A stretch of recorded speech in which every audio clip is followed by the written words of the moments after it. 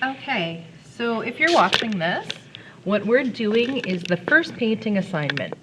So I asked you over the weekend to get your acrylic paints and to also buy a small canvas. So if you look, this canvas is 9 by 12 that I'll be using. You guys can use one too. It can be bigger, but smaller works better because we don't want to waste a lot of time on this project.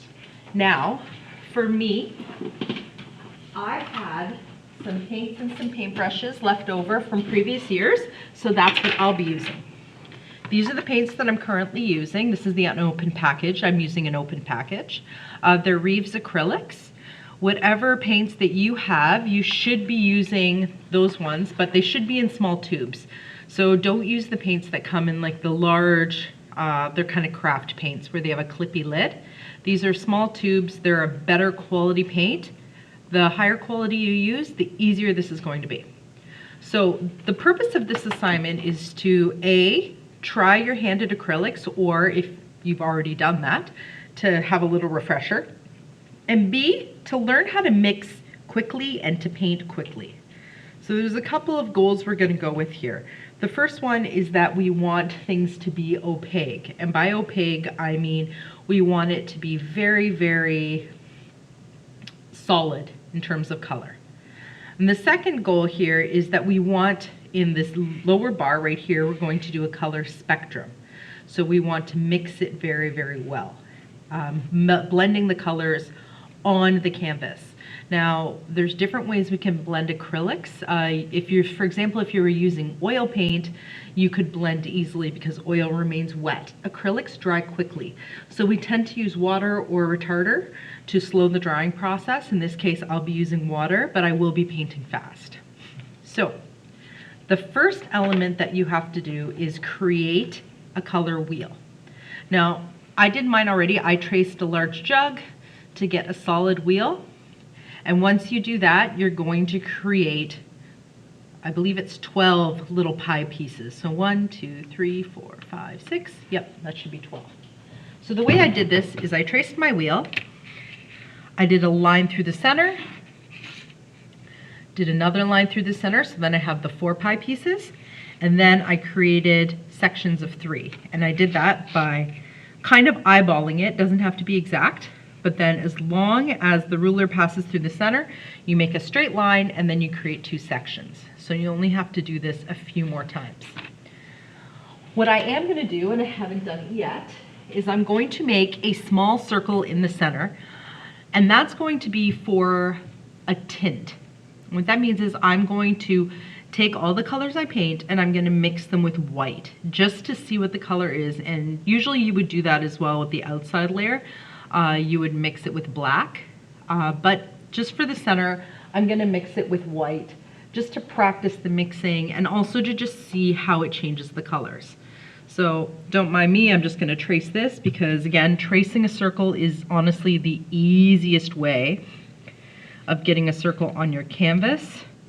Another thing I was telling people to use earlier today was a compass. So if you have a geometry set, it should come with a little compass, the thing that makes the circle. Feel free to use that as well. So again, not a perfect circle, obviously. I can just tidy it up a little bit. Okay, so now I've got the basis of my color wheel. The easiest way to start this is to mark off the primary colors. And so if you remember anything from earlier years of art, there are 3 primaries: blue, red, and yellow. So this is a completed color wheel I'm going to use as a guide, but I'm going to mark those off.